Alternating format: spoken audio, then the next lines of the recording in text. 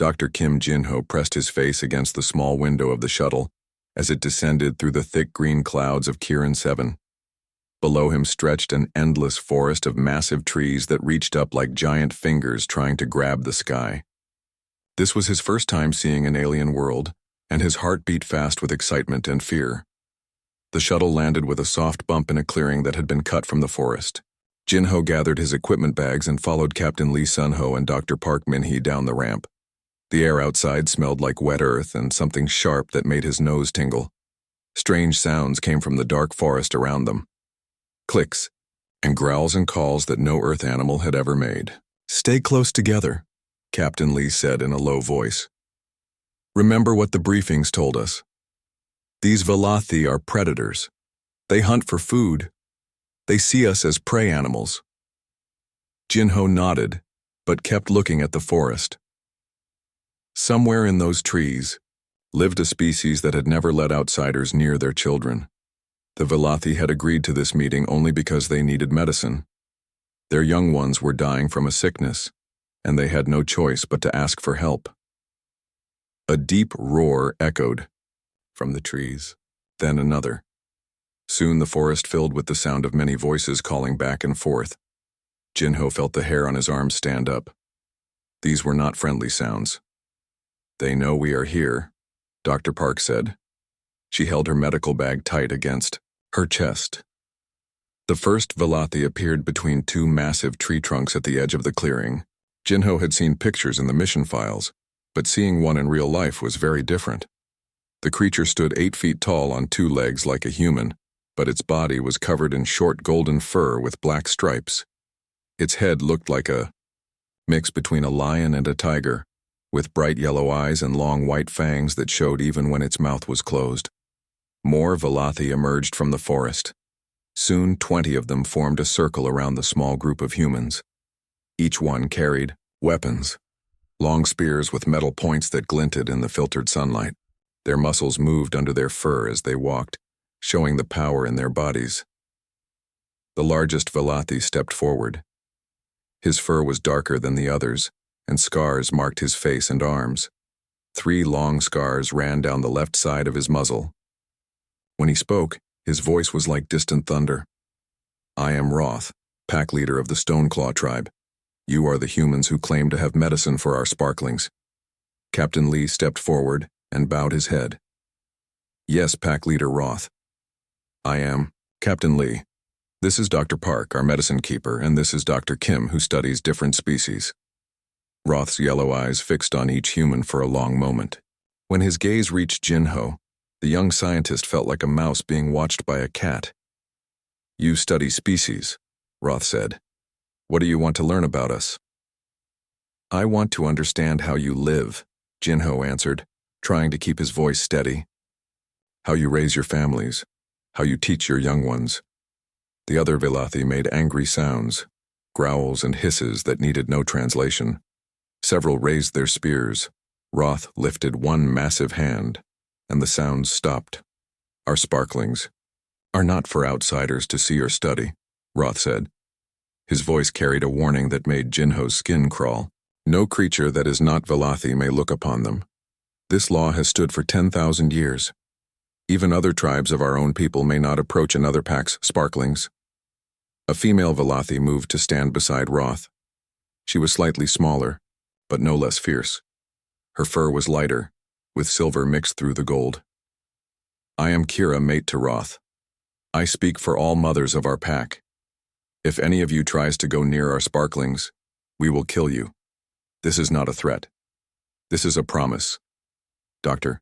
Park opened her medical bag carefully, making sure all her movements were slow and clear. "We understand your laws, Kira. We have brought medicine for the sickness. We only want to help your young ones get well." "The sickness takes more of our sparklings each day," said an older Velothi who stepped forward. His fur was gray with age, and he walked with a slight limp. "I am Thane, keeper of our memories and laws. For 60 seasons I have served this pack. Never in all that time have we allowed outsiders to help with sparkling matters, but the sickness is stronger than our medicines. If we do not try new ways, we may lose them all." Roth nodded slowly. "Thane speaks truth. The sickness came from the eastern forest 2 months ago. First it took the sparklings of the Red Fang pack, then the Mountain Claw pack. Now it spreads through our young ones like fire through dry grass. Jinho listened carefully. He had read about this plague in the mission reports. It attacked the breathing system of young Velathi, making it hard for them to get enough air. Human medicine could treat it, but the treatment had to be given at the right time and in the right way. "We can help," Dr. Park said, "but we will need to see the sick ones to know how much medicine to give and how often." The circle of Velathi made more angry sounds. Several took steps closer to the humans. Jinho could smell their scent now, something wild and sharp like the forest itself. "You ask for the impossible," Kira snarled. "No outsider has ever seen our sparklings and lived. It is the deepest law of our people." "Then your sparklings will die," Dr. Park said quietly. "I am sorry, but I must see them to help them. I cannot give medicine to patients I have not examined." The silence that followed was heavy and dangerous. Jinho could hear his own heartbeat and the distant sounds of the forest. He watched Roth's face, seeing the struggle there between ancient law and desperate love for his young. Finally, Roth spoke. "There is a way. Dr. Park may enter our healing place, but she must be blindfolded.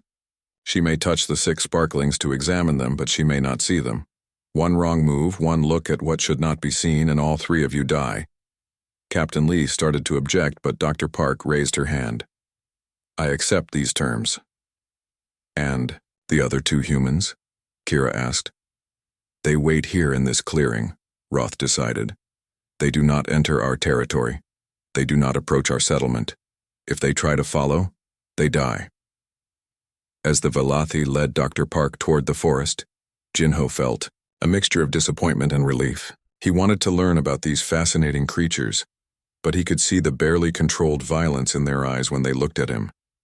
He did not know that in just a few days, everything would change. The ancient laws that had kept the Velathi isolated would be broken, and he would be the one to break them. 3 weeks had passed since the humans arrived on Kiran 7. Dr. Park Minhee had been working with blindfolded eyes every day, feeling her way through examinations of the sick Velathi sparklings. The medicine was helping, but slowly. Too slowly for some of the youngest ones. Jinho had spent those weeks in the clearing setting up a small research camp with Captain Lee Sunho. The Velathi brought them food and water but never spoke more than necessary. They watched the humans with suspicious eyes as if waiting for them to try something dangerous. On this morning, Jinho woke to the sound of wind howling through the massive trees above. The sky had turned dark gray, and the air felt heavy with coming rain. He stepped out of his shelter and looked up at the storm clouds gathering overhead.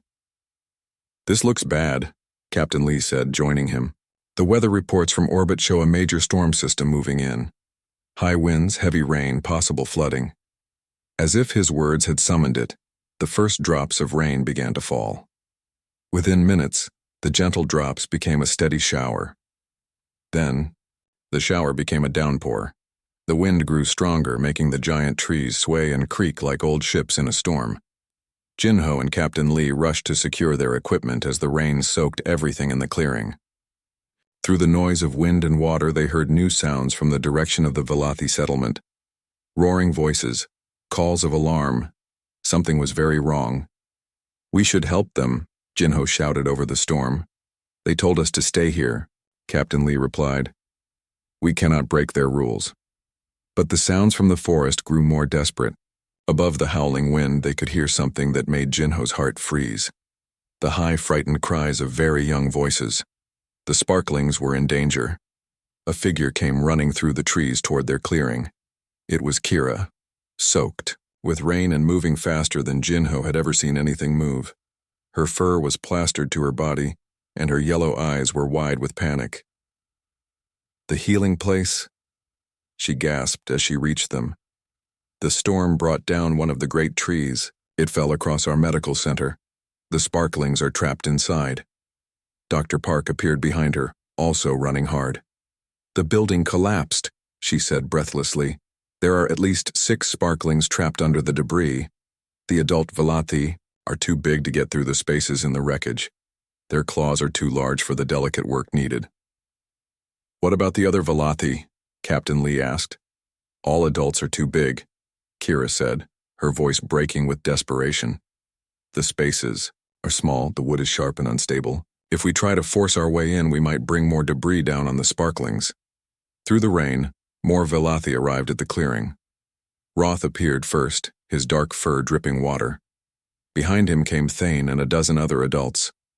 All of them looked toward the humans with an expression Jinho had never seen on Velathi faces before. Hope mixed with terror. The sparklings cry for help, but we cannot reach them, Roth said. Every moment we wait, they grow weaker. Some have stopped crying. Jinho looked at the desperate faces around him. These proud predators who had threatened to kill him for even looking at their young were now begging for help to save them. Without thinking about the consequences, he stepped forward. I am smaller than you, he said. I might be able to get through the spaces in the wreckage. The reaction was immediate and violent. Several Velathi snarled and raised their weapons. Kira hissed, like an angry cat. No outsider may touch our sparklings. This is the deepest law. Your law will not save them, Jinho replied quietly. I can try to reach them. I can carry them to safety. If you see our sparklings, you must die, Thane said sadly. This law is older than memory. Even to save them, we cannot break it. Then blindfold me, Jinho suggested. Like you did with Dr. Park. I will go in with my eyes covered. I will feel my way to them and bring them out without seeing. Roth stared at him for a long moment. Rain ran down the pack leader's scarred face like tears. From the direction of the settlement came another weak cry, then silence. That was little. Leda, Kira whispered. She is the youngest. If she stops crying. The silence stretched on. Jinho could see the war happening in Roth's mind. Ancient law against desperate love. Tradition against survival. Another cry came from the wreckage, weaker than before.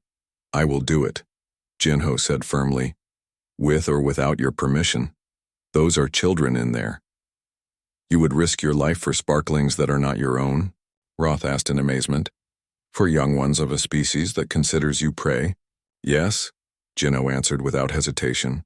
Dr. Park stepped forward. I will guide him. I know the layout of the medical center. I can tell him where to go. Roth looked around at his pack. In their eyes, he saw the same desperate hope he felt in his own heart.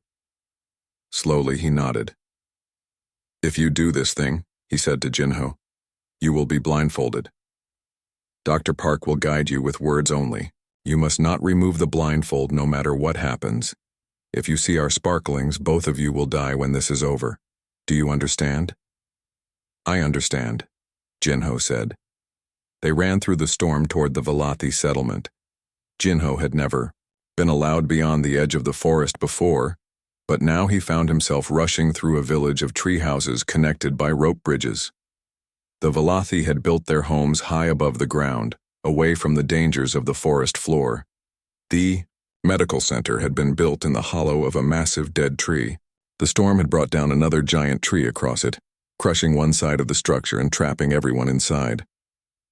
Roth tied a thick cloth around Jinho's eyes, making sure he could see nothing. Remember, human, one look at what you should not see and you die. In the darkness behind the blindfold, Jinho listened to Dr. Park's voice guiding him. He crawled through spaces barely wide enough for his shoulders. Sharp wood scraped his arms and back. Water dripped constantly from the broken roof above. Turn left here, Dr. Park called. There should be an opening just ahead of you. Jinho felt around until his hand found empty space. He crawled forward and immediately heard what he was looking for. Weak breathing. A tiny whimper of fear. I am here, he said softly. I am going to help you. His hands found small, warm bodies covered in soft fur. The sparklings were so much smaller than he had imagined. The first one he touched was barely the size of a human baby, but it had tiny claws and fangs already. Working carefully in the complete darkness, Jinho lifted the first sparkling and carried it back through the wreckage to where adult Velathi waited. He made 4 more trips, bringing out sparklings one by one. Each time he heard gasps of relief from the watching adults as their young ones were brought to safety. On his 5th trip, he found the last sparkling, a tiny female who had stopped breathing. "This one is not moving," he called out desperately. "That is Leta." Kira's voice came back, full of anguish. Jinho had learned first aid as part of his scientific training. Without hesitation, he began CPR on the small body, pressing gently on the tiny chest and breathing carefully into the small mouth. He had never tried to save an alien life before, but life was life. After what felt like forever, the small body in his arms coughed and began to breathe again. A tiny voice made a weak sound that might have been crying. When Jinho finally crawled out of the wreckage carrying Leta, still blindfolded, the entire pack of Velati stood watching in complete silence. He had violated their most sacred law by touching their sparklings, but he had also saved 5 young lives. As he handed little Leta to her mother's waiting arms, Jinho wondered what would happen next. Would they honor their promise to kill him? Or had something changed forever in those dark spaces under the fallen tree? He would not have long to wait for his answer. The days following the rescue were strange and tense. Jinho waited for Roth to carry out the promised execution, but it never came. Instead, the pack leader seemed lost in thought, watching his people and their saved sparklings with troubled eyes. The adult Velati still kept their distance from the humans, but something had changed. They no longer looked at Jinho with pure hatred. Now their expressions mixed fear, confusion, and something that might have been respect. On the 4th, day after the storm, Jinho was checking his research equipment when he heard small footsteps behind him. He turned around and froze. A tiny Velati sparkling stood at the edge of the clearing, watching him with bright golden eyes. It was Leta, the smallest one he had saved. She was no bigger than a human toddler, covered in soft silver fur with tiny black stripes. Her little fangs showed when she tilted her head to look at him. "Hello, little one," Jinho said softly, not daring to move closer. "You should not be here." Leta made a small chirping sound and took a step toward him, then another. Jinho looked around quickly, expecting angry adult Velati to come charging out of the forest, but none appeared. "Leta, where are your parents?" he asked. The little sparkling came closer until she was just a few feet away. She reached out one tiny hand toward him, her claws no bigger than needles.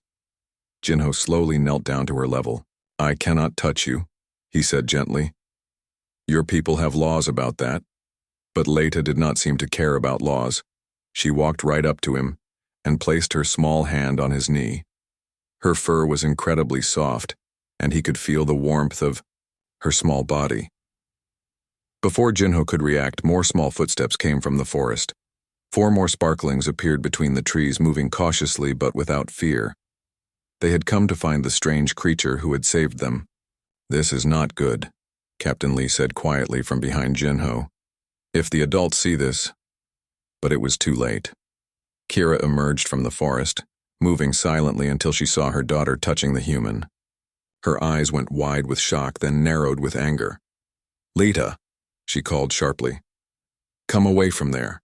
Now." But Leta did not obey. Instead, she climbed onto Jinho's lap and curled up against his chest, purring like a tiny motor. The other sparklings moved closer too, surrounding the human with curious eyes and reaching hands. Kira started toward them, her claws extending, but a deep voice stopped her. "Wait," Roth said, stepping into the clearing. "Look at them, Kira. Look how calm our sparklings are with him." It was true. The young Velati showed no fear of Jinho at all.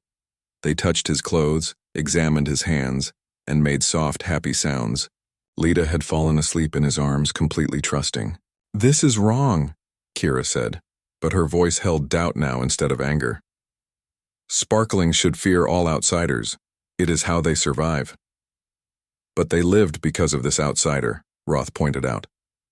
"Perhaps there are things we do not understand." Over. The following days, more sparklings began coming to the clearing. At first, their parents tried to stop them, but the young ones were determined. They seemed drawn to Jinho in ways that puzzled the adults. Jinho started to understand why when He watched the Sparklings play. Their games were all about hunting and fighting, but they played the same moves over and over without getting better. When he saw a group of them trying to stalk each other, he noticed they were making mistakes that even Earth cats would not make. "You're walking too heavy," he told a young male named Kato. "Try to put your feet down soft like this." Jinho showed them how to move quietly by copying the way he had seen tigers walk in documentaries. The Sparklings watched with complete attention, then tried to copy his movements. To everyone's amazement, they got better immediately. Much better. Word of this spread through the pack quickly. Elder Thane came to watch, bringing other adults with him. They saw Sparklings learning hunting techniques in minutes that usually took months to master. "How does he know these things?" Thane asked Dr. Park. "Humans are prey animals. You should not understand hunting. On our world, we study all kinds of animals," Dr. Park explained. "We know how predators move and think because we watch them carefully." Soon, Jinho was teaching the Sparklings new things every day. He showed them patience techniques he had learned from watching leopards wait for prey. He taught them teamwork based on how wolves hunted together. He shared stealth methods inspired by mountain cats. The young Velothi learned faster than anyone had ever seen. Their natural abilities combined with human knowledge created something remarkable. They moved like shadows, worked together perfectly, and solved problems in ways that amazed their elders. Kira began bringing Leda to the clearing herself, staying to watch the lessons. "I do not understand this," she told Jinho one day. "You make our Sparklings better hunters, but you are not a hunter yourself." "Sometimes the best teachers are those who study from the outside," Jinho replied. "We see things differently because we are different." The breakthrough came when Dr. Park started working with Kira on new medicines. Combining human medical knowledge with Velothi plant wisdom, they created treatments that worked better than either species had achieved alone. "Your people and our people," Kira said thoughtfully. "We are stronger together than apart." Elder Thane spent long hours watching the Sparklings practice their new skills. The old Velothi had lived through many generations, and he had never seen young ones learn so fast or show such creativity in their hunting methods. "I have been keeper of laws and memories for 60 seasons, he told Roth one evening. "But I'm beginning to think our laws may have kept us from growing stronger." Roth nodded slowly. "The humans saved our Sparklings' lives. Now he makes them better hunters. Perhaps we have been wrong about outsiders." Not all the pack agreed. Some of the warriors grumbled about traditions being broken. Some of the mothers worried about their Sparklings being influenced by alien ideas. But none could argue with the results they saw every day. The Sparklings were thriving. They learned faster, moved better, and worked together in ways no young Velothi had ever managed before. Most importantly, they showed a kindness and curiosity that impressed even the most traditional adults. As Jinho watched Leta and her friends practice a new tracking technique, he realized something wonderful was happening. Two species that had been natural enemies were creating something new together. The Sparklings were becoming bridges between two different ways of thinking about the world, but he did not know that news of these changes was spreading beyond their small pack. Other Velothi tribes were hearing stories of humans teaching Sparklings and breaking ancient laws, and some of them were very angry about it. Storm clouds were gathering again, but this time the danger would come not from the sky, but from those who believed the old ways must never change. The trouble came on a bright morning when the forest was still wet with dew. Jinho was teaching a group of Sparklings how to read animal tracks when the sound of many feet tramping through the forest reached the clearing. Roth appeared first, his face grim and worried. Behind him came 20 Velothi warriors that Jinho had never seen before. These newcomers were bigger and more scarred than Roth's pack, and they carried larger weapons. Their fur was darker, almost black, and their eyes burned with anger. The largest of the strangers stepped forward. He was even bigger than Roth, with claws that looked like they had seen many battles. 3 long scars ran across his chest, and when he spoke, his voice rumbled like an earthquake. "I am Drak, war leader of the Crimson Fang Pack. I have come to see the human who dares to touch our Sparklings." All of Roth's pack had gathered now, forming a protective circle around the humans and their sparklings. The young ones pressed close to Jinho. Sensing danger, little Lita climbed into his arms and held on tight. "The human is under my protection," Roth said firmly. "He saved our sparklings' lives during the Great Storm. And in doing so, he broke the most sacred law of our people." Drax snarled. "No, outsider may touch sparkling fur and live. This law has protected us since the first packs walked these forests." Thane stepped forward, his old voice carrying clearly. "The law exists to protect our young, but this human used his life to save them. Surely that changes things." "It changes nothing," Drac roared. "Laws are laws. If we break them for one outsider, others will come. Soon every tribe in the galaxy will think they can handle our sparklings. Our young ones will lose their wildness. They will become soft and weak." Dr. Park moved to stand beside Jinho. "The sparklings are not weak. They are stronger than ever. Jinho has taught them things that made them better hunters." "Lies," one of Drac's warriors hissed. "Prey animals cannot make predators stronger." Kira stepped forward, her eyes flashing. "Then watch and learn." She called to the sparklings in their own language. Immediately, 6 young ones spread out in a hunting formation. They moved like smoke through the clearing, each one perfectly silent. Without any spoken commands, they surrounded Drac and his warriors in a complex pattern that would have trapped any real prey. The adult Velothi stared in amazement. Sparklings were not supposed to be able to hunt in groups like this. That skill usually took years to develop. "How is this possible?" Drac demanded. "The human taught them," Roth said proudly. "He showed them techniques from the hunters of his world. Our sparklings learn in days what used to take seasons."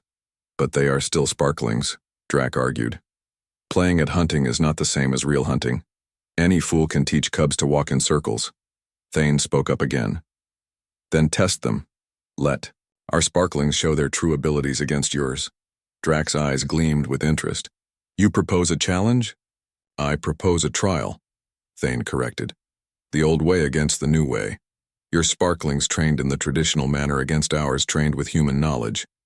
Let them compete in real hunting." The clearing fell silent except for the distant sounds of the forest. This was a dangerous suggestion. Velothi trials were serious matters, and the losing side faced harsh consequences. "What are the terms?" Drac asked slowly. 7 days in the Thornwood Preserve," Roth said after thinking carefully. "Each group must track and catch 3 different types of prey. Whichever group succeeds, first wins." "And the stakes?" "If your traditionally trained sparklings win, the human dies and we never allow outsiders near our young again. If our sparklings win, you accept that cooperation with humans makes us stronger." Drac considered this for a long moment. The Thornwood Preserve was dangerous even for adult Velothi. It was full of creatures that could kill sparklings easily. But it was also the traditional testing ground where young Velothi proved they were ready to become adults. "I accept these terms," Drac said finally. "But I add one condition. I will bring my own sparklings from the Crimson Fang Pack. They have been trained in the pure old ways with no outside influence. When they defeat your corrupted young ones, all will see that tradition is stronger than change." Jinho felt his heart sink. The sparklings he had taught were brave and clever, but they were still very young. Competing against older, more experienced sparklings in a dangerous forest seemed impossible. But Leta looked up at him with complete trust in her golden eyes. Around him, the other sparklings stood ready to prove that what they had learned was valuable. They did not seem afraid. "When does this trial begin?" he asked. "Tomorrow at sunrise," Drac replied. "Each group will have 5 sparklings. They must hunt the red-claw bird, the shadow-tail rabbit, and the thornback lizard. First group to return with all 3 types of prey wins. And if something goes wrong? If the sparklings get hurt?" Drac smiled, showing all his fangs. "Then you will learn that the forest does not care about your new methods. Only the strong survive in the Thornwood. If your sparklings are not strong enough, they will not return." As Drac and his warriors left to make camp for the night, Roth put his hand on Jinho's shoulder. "I am sorry," the pack leader said quietly. I did not want this challenge, but now we cannot avoid it. Our sparklings must prove themselves or we will all pay the price. Jinho looked at the young faces around him. Lita, Kato, and 3 others had volunteered for the trial. They were so small and young compared to what they would face in the dangerous forest. We can still call this off, he told them. I do not want any of you to get hurt because of me. You saved us, Lita said in her small voice. Now, we save you. We are not afraid, added Kato. You taught us to be smart, not just strong. We can do this. That night, Jinho could not sleep. He sat by the dying fire, thinking about all the ways the trial could go wrong. The sparklings curled up around him like sleeping cats, trusting him. Completely. Dr. Park sat down beside him. You did not ask for this responsibility, she said softly. No, Jinho agreed. But I have it anyway. Those little ones believe in what I taught them. I just hope it is enough. It will be, Kira said, emerging from the shadows. You have given our sparklings something they never had before. Hope, curiosity, the desire to try new things instead of just copying the old ways. But will that keep them alive in the Thornwood? We will find out tomorrow, Kira replied. But remember this, human. Our sparklings were dying before you came.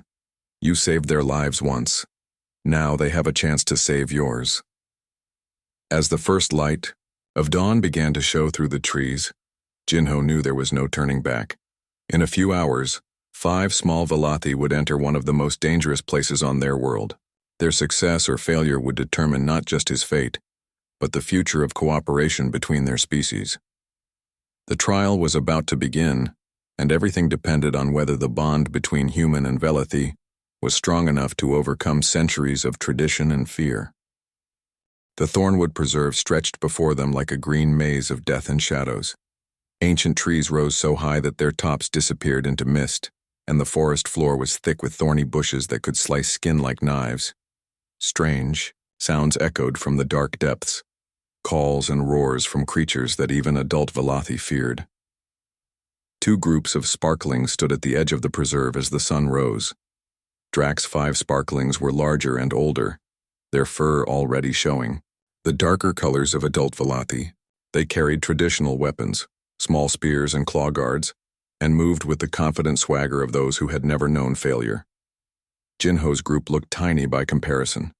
Leda, Kato, and their 3 friends seemed like babies next to Drax's champions, but they stood straight and calm, their golden eyes alert and ready.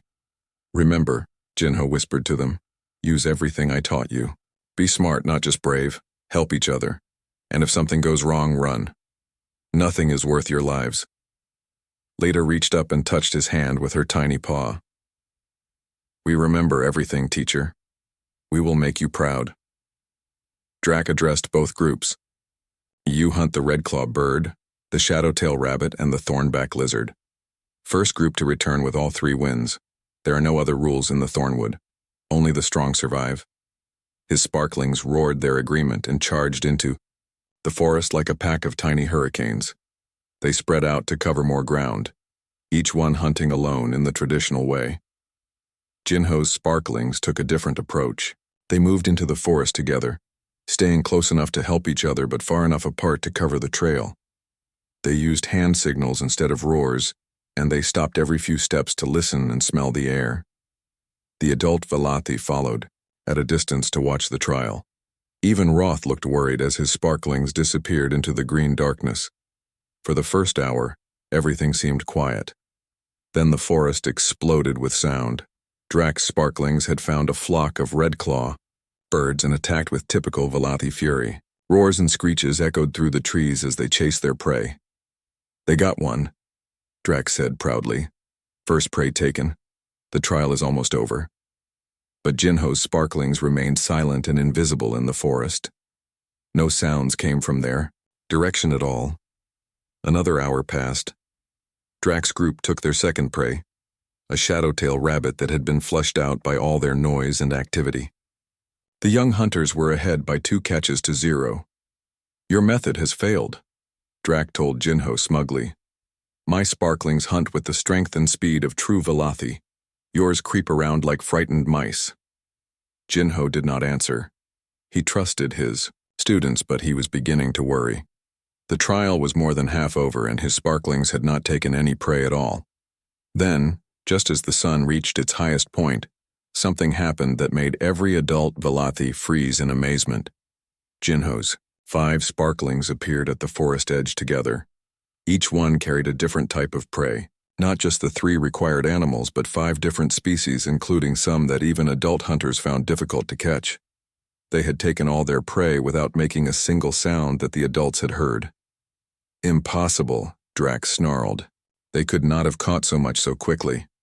"Unless they worked together," Thane said thoughtfully. "Look at what they brought." The sparklings had not just hunted randomly. They had planned their entire hunt like a military operation.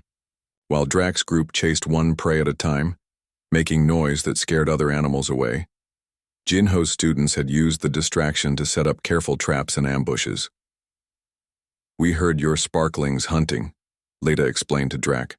"All the animals ran toward us to escape the noise. We just waited in the right places," Kato added. "Teacher showed us how different hunters work together on his world. Wolves and eagles and other pack animals. We used their methods. The trial should have ended there, but the forest had one more test waiting." A deep, bone-shaking roar echoed through the thornwood, followed by the sound of something very large crashing through the underbrush. "Shadowclaw," Roth whispered in terror. "The sparklings must get out of there. Now." A Shadowclaw was the apex predator of Kirin 7, a massive creature like a cross between a bear and a tiger that stood 12 feet tall and feared nothing. Even adult Velothi avoided them when possible. For sparklings to encounter one meant almost certain death. Drax's sparklings, still scattered through the forest, began screaming in fear as the monster appeared among the trees. They had been trained to face their enemies with courage, but courage meant nothing against something that could kill them with a single swipe of its claws. One of Drax's students, a young female named Vera, found herself trapped between the Shadowclaw and a cliff. The creature stalked toward her slowly, enjoying her terror. According to traditional Velothi training, she should face it alone and die with honor, rather than show weakness by calling for help. But traditions meant nothing to Jinho's sparklings. Before any adult could react, Leda and her friends came charging out of the forest together. They did not attack the Shadowclaw directly. That would have been suicide. Instead, they used every technique Jinho had taught them about teamwork and misdirection. Kato threw stones to distract the creature, while 2 others flanked it from the sides. Leda climbed a tree and dropped a thick branch on the monster's head.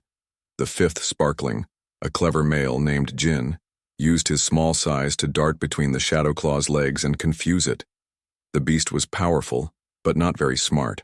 Faced with attackers coming from all directions, it became confused and angry. It spun around trying to catch the sparklings, but they were too fast and too coordinated. While the Shadowclaw was distracted, Leda dropped from her tree directly onto Vera's back, grabbing the terrified sparkling and pulling her to safety. "Run," Leda shouted to all the sparklings. "Together, now." Both groups of young Velothi ran from the forest as fast as their legs could carry them. The Shadowclaw, frustrated and confused, gave up the chase and disappeared back into the deep woods. When they reached the safety of the forest edge, something remarkable happened. Instead of celebrating their victory, Jinho's sparklings immediately began checking on Drax's students. They shared their food and water and helped treat small cuts and scratches. Vera, the sparkling who had been saved, looked up at Leda with wonder in her eyes. "Why did you help me? We were competing against each other." "Because you needed help," Leda answered simply. "Teacher showed us that helping others makes everyone stronger." Drax stared at the mixed group of sparklings, his own and Jinho's, as they tended to each other's wounds and shared their prey. His students, who had been taught that showing kindness was weakness, were learning something new from their former competitors. "I do not understand," he said slowly. "My sparklings are brave, they are strong, but our sparklings learned something yours did not," Roth said quietly. "They learned that true strength comes from caring for others, not just defeating them." Thane nodded his agreement. The human taught them that cooperation creates power that no individual can match. Even when facing enemies, they chose to help rather than abandon those in need. Drac looked at Jinho for a long moment. The war leader's expression had changed from anger to something that might have been curiosity. Your methods, he said finally. They work. They work because they are based on understanding, Jinho replied. Understanding that different species can learn from each other. Understanding that working together creates possibilities that neither could achieve alone. As they walked back toward the settlement, Drac's sparklings stayed close to Jinho's students. They asked questions about the techniques they had seen and listened carefully to the answers. The barriers between the groups were dissolving like morning mist, but the real test was still to come. Drac had to decide whether to honor the trial's outcome or find some way to reject what he had seen. The future of human Velothi cooperation hung in the balance, waiting for one proud warrior to choose between tradition and truth. The ceremony took place 3 days after the trial, under the light of Kirin 7's 2 moons. Representatives from 12 different Velothi packs had come to witness something that had never happened before in their history: the formal acceptance of an outsider as a teacher of sparklings. Drac stood in the center of the great circle, his dark fur gleaming in the moonlight. Around him sat the pack leaders and elders from across the forest lands. The sparklings from both groups sat together now, no longer separated by old rivalries. I came here to stop what I saw as the corruption of our young, Drac announced to the gathered crowd. I believed that allowing an outsider to touch our sparklings would make them weak and soft. He paused, looking at where Jinho sat with little Leda curled up in his lap.